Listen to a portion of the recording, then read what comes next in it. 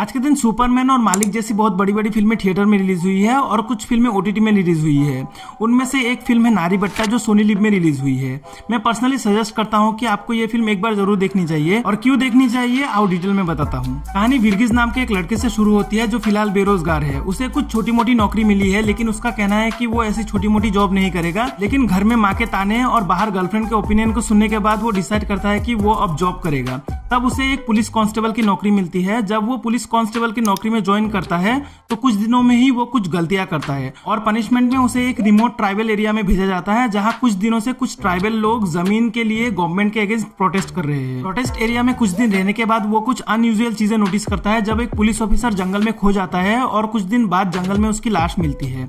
तब पुलिस के डीआईजी रघुराम कहते हैं कि ये शायद ट्राइबल प्रोटेस्टर्स ने किया है और इस पूरे इंसिडेंट को वो छुपाने की कोशिश करते हैं। कहानी पलट जाती है जब विर्गिस के सामने ये रिवील होता है कि उस पुलिस ऑफिसर को किसी ट्राइबल ने नहीं मारा बल्कि उसके पुलिस डिपार्टमेंट ने ही मारा है ताकि उन ट्राइबल प्रोटेस्टर्स को फ्रेम किया जा सके और उनके अगेंस्ट एक्शन लिया जा सके। ऐसे में प्रोटेस्ट वायलेंट हो जाता है और रघुराम उन ट्राइबल्स पर फायर करने का ऑर्डर दे देती है। पूरा प्रोटेस्ट एरिया तबाह हो जाता है और इस इंसिडेंट में बहुत सारे ट्राइबल लोगों के साथ साथ कुछ पुलिस ऑफिसर्स भी मारे जाते हैं। अब कुछ दिन बीतने के बाद विर्गिस उन ट्राइबल लोगों के साथ मिलकर इस पूरे इंसिडेंट को एक्सपोज करने की कोशिश करती है और पुलिस के इनजस्टिस के खिलाफ एक लीगल केस करके लीगल एक्शन लेने की कोशिश करती है। अब तक कहानी सुनकर आपको आइडिया हो ही गया होगा कि इस फिल्म पुलिस ब्रूटलिटी को एक बार फिर से हमारे सामने लाती है। इस फिल्म में एक बंदे को दिखाया गया है जो अपने डिपार्टमेंट और सिस्टम के खिलाफ जाकर उन ट्राइबल लोगों को जस्टिस दिलाने की कोशिश करती है जो अपने लैंड के लिए लड़ रहे हैं और सिस्टम किस तरह से लोगों के साथ इनजस्टिस करती है इसी को पूरे फिल्म में दिखाया गया है। अब कुछ रिपोर्ट्स की माने तो ये film real life Muthanga tribal protest के ऊपर बेस्ड है जो 2003 में केरला में हुई थी।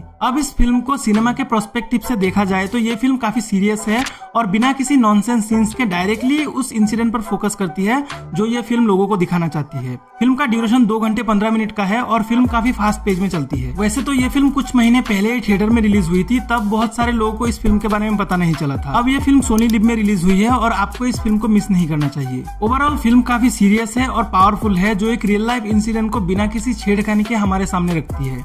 इससे पता चलता है कि मलयालम फिल्म इंडस्ट्री सच में ग्रेट है। बाकी वीडियो में कुछ पसंद आया तो लाइक कर सकते हो और चैनल को सब्सक्राइब कर सकते हो ऐसे ही फिल्मों से रिलेटेड अपकमिंग वीडियोस के लिए।